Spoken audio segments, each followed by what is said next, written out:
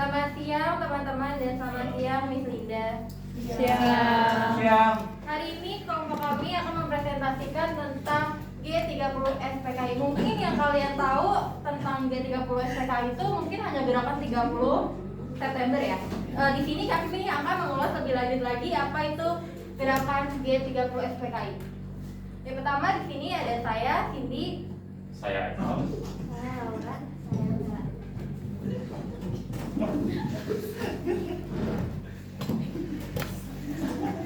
Oke, mari kita mulai dengan pertama ada sejarah G30 SPKI. Apa sih sejarahnya itu? Peristiwa G30 SPKI terjadi pada tahun 1965 dan dimonotori oleh Dipa Nusantara Aidin atau DNAID. Pemimpin terakhir PKI. Di bawah ini kendali DNAID. Perkembangan PKI semakin nyata walaupun diperoleh melalui sistem parlementer. Kalian di sini udah tahu kan semuanya sistem parlementer? Tahu.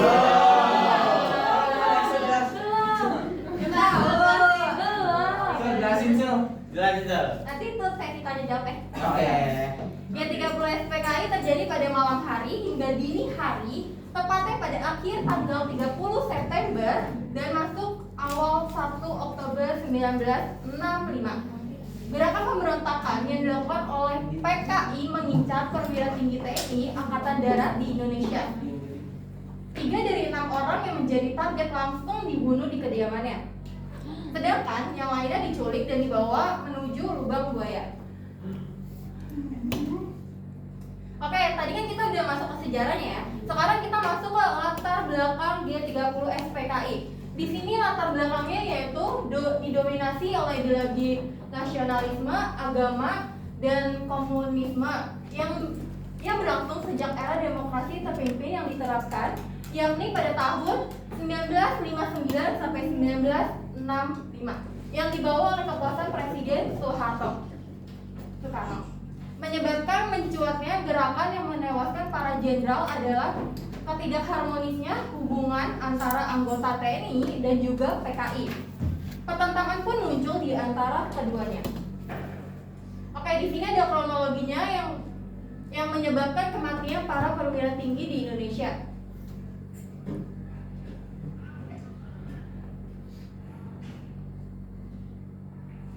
Tindakan memperluaskan ideologi komunis oleh PKI menimbulkan kecurigaan. Letnan Kolonel Untung memimpin pasukan melakukan aksi bersenjata di Jakarta pada tanggal 30 September 1965. Mereka menculik dan menggugurkan 6 jenderal angkatan darat, yaitu sementara Mayor Mulyono, pemimpin aksi serupa di Yogyakarta yang menyebabkan kematian Kolonel Katamso dan Letnan Kolonel Sugiono. Oke. Di sini cara penyelesaian dari G30 SPKI. Mungkin kita bertanya-tanya kan, karena kita yang tahu itu cuma penyebabnya latar belakangnya. Di sini kita mari mengkuak tentang penyelesaiannya, yaitu upaya untuk menyelesaikan dari G30 SPKI yaitu dengan melakukan operasi militer dan pengejaran terhadap para pemimpin dan pendukung PKI tersebut. Oke, di sini ada amanatnya dari G30 SPKI yaitu terjadinya perebutan kekuasaan di dalam suatu bangsa dan negara akan selalu mengundang dan mempermasalahkan baik itu dalam lingkungan kelompok sosial, kelompok kecil maupun besar, serta pentingnya menjaga stabilitas dan demokrasi di negara Indonesia. Ini tokoh-tokoh yang tadi saya sebutkan. Yang pertama ada DNAID, ini sebagai ketua umum PKI. Ini gambarnya. Beliau seorang, lanjut di sini adalah Untung, pemimpin Cakrabirawa, dan yang terakhir ada Syam Kamaruzaman, ketua Biro Khusus PKI. Lalu selanjutnya ada fungsi edukatif dari cerita sejarah ini, yaitu fungsi edukatif pembelajaran sejarah mengajarkan pembelajaran dari masa lalu, baik keberhasilan maupun kesalahan masyarakat, yang menjadi kunci bijak menghadapi masa depan. Lalu fungsi inspiratifnya mengingatkan pentingnya menjaga kestabilan dan persatuan negara, serta menginspirasi kita untuk menghargai dan menjaga kedua hal tersebut dalam kehidupan sehari-hari. Lalu selanjutnya ada fungsi instruktif. Dalam mempelajari sejarah G30 SPKI adalah untuk memberikan pemahaman akurat tentang peristiwa tersebut kepada generasi muda dan masyarakat pada umumnya. Lalu selanjutnya ada fungsi rekreatif, menghadirkan peristiwa tersebut dalam bentuk yang lebih menarik dan menghibur, sehingga lebih mudah dipahami dan diingat oleh generasi muda. Selanjutnya ada unsur intrinsik. Yang pertama tema itu tentang peristiwa sejarah yang terjadi di Indonesia, yaitu G30 SPKI.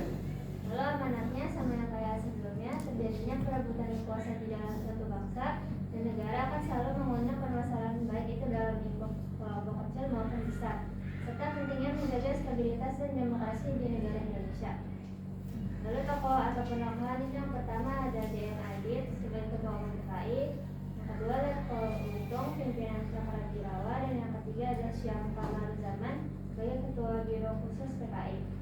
Korbannya ada Jenderal Ahmad Yani, Majen TNI Raden Suprapto, Letjen S. Parman, Letjen M.T. Haryono, Majen D.I. Panjaitan, Majen Sutoyo Siswo Miharjo, Ditjen Katalbiso, dan Kapten Iya Sandi.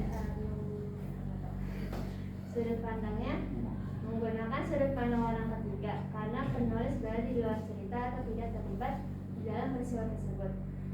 Lalu latar waktu itu di 30 September hingga 1 Oktober 1965. Tempatnya di sebuah markas di kawasan Pondok Gede, Jakarta Timur, dan suasananya menegangkan dan menyedihkan.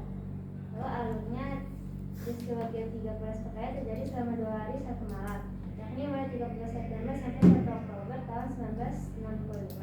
Pada tanggal 30 September kegiatan koordinasi dan persiapan. Selanjutnya pada tanggal 1 Oktober dini hari kegiatan pelaksanaan penculikan dan pembunuhan. Lalu ada unsur ekstrinsik. Yang pertama unsur keagamaan. Mayoritas tokoh-tokoh tersebut beragama Islam. Lalu unsur sosial, sikap para PKI yang kejam yang tega membunuh para dewan dan anak kecil yang tidak berdosa itu perbuatan yang sangat keji. Unsur politiknya, kondisi politik Indonesia yang semakin tidak stabil dikarenakan muncul pertentangan di dalam lembaga tinggi negara. Sikap pemerintah yang belum bisa untuk mengambil keputusan untuk dapat membubarkan PKI. Unsur ekonominya, dampak dari peristiwa tersebut mengakibatkan inflasi yang tinggi diikuti dengan kenaikan harga komoditas hingga lebih dari 60% per tahun.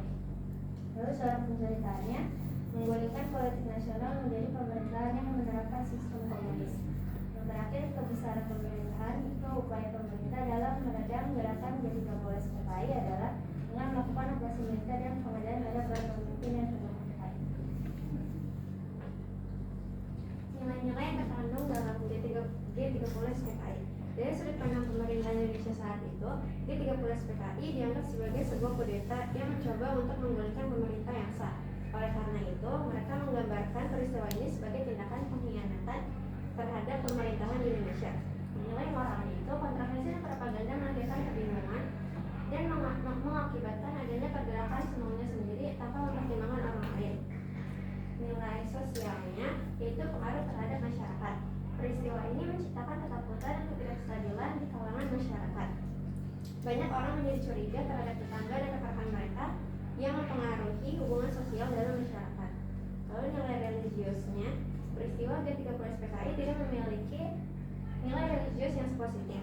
Dalam konteks agama, peristiwa ini sering dilihat sebagai tindakan yang bertentangan dengan nilai-nilai agama yang diajarkan di Indonesia. Lalu ada nilai kepahlawanannya. Nilai kepahlawanan terkait dengan peristiwa G30 SPKI sangat kontroversial dan bervariasi tergantung pada sudut pandang individu dan kelompok. Dan terakhir, nilai budayanya. Patriotisme peristiwa. Berdasarkan sudut pandang patriotisme, peristiwa ini menguatkan rasa patriotisme di kalangan masyarakat Indonesia yang bersatu untuk melawan ancaman terhadap negara dan stabilitas politiknya.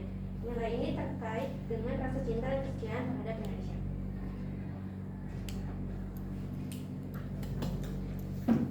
Baik, sekian dari kelompok kami. Bila teman-teman ada yang ingin bertanya, dipersilakan.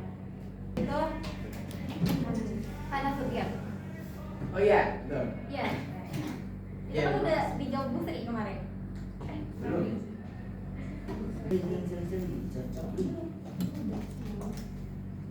Yang memimpin operasi militer untuk mengakhiri pemberontakan ini siapa sih yang memimpin operasi militernya? Nggak ada.